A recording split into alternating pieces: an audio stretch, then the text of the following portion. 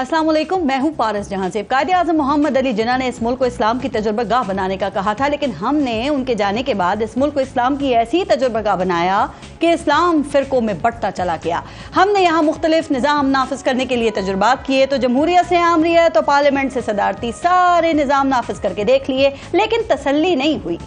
आजकल इस तजुर्बागाह की नई प्रोडक्ट पाकिस्तान की अदलिया है। जी, अब हुक्मरानों ने अदलिया को तजुर्बागाह बनाया हुआ है। चूंकि हुक्मरानों को शिकायत रहती है कि अदलिया कभी किसी के साथ मिलकर, कभी किसी की पसंद और नापसंद पर, और कभी जुडिशल एक्टिविज्म के नाम पर इंतजामिया में मुदाखलत करती है, इंतजामिया को मफलूज रखती है, इंतजामिया के इख्तियारात खुद इस्तेमाल करती है, और तो और मुंतखब शुदा वजीर आजम को भी घर भेज देती है।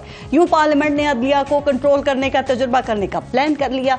इस तजुर्बे की शुरुआत चीफ जस्टिस के इख्तियारात कम करके किया गया।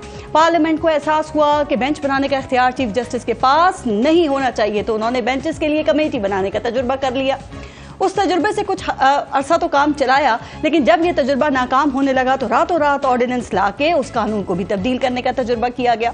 फिर चीफ जस्टिस को कमेटी में अपनी मर्जी का एक जज शामिल करके बेंच बनाने का तजुर्बा होने लगा, तो इसमें भी खराबियां सामने आ गईं। जब ये वाला तजुर्बा भी नाकाम होने लगा तो 26वीं आईनी तरमीम लाकर बरसों से चले आ रहे सीनियरिटी के उसूल को खत्म करने का तजुर्बा किया गया।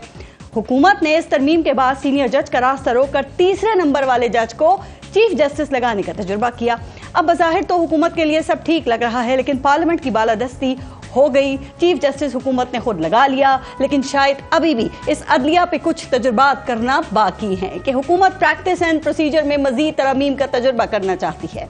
सुप्रीम कोर्ट के जजेस की भर्ती और आईनी बेंच बनाने का तजुर्बा करना चाहती है।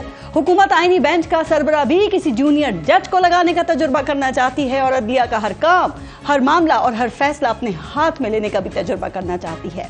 वैसे आज तक पाकिस्तान में अपने इक़्तिदार को तूल देने के लिए किया गया हर तजुर्बा नाकाम ही हुआ है, और ये भी तारीख ही कह रही है कि हर तजुर्बा अपने करने वालों पर उल्टा ही पड़ा है। तो सोचिए कि अगर अदलिया पे किया जाने वाले ये जो तजुर्बात हैं ये नाकाम हो गए तो फिर क्या होगा? क्या ये हुकूमत अपने पांव पर खड़ी रह सकेगी?